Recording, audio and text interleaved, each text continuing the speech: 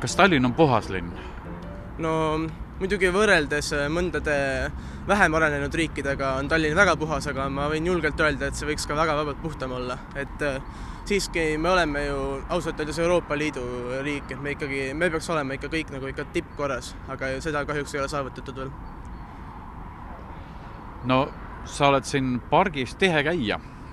Siin nüüd on natukene uuendatud seda, kuidas sa sellega rahule jääd? Uuendustega oleme väga rahul, et ma võin julgelt öelda, et siin on nähtud vaeva.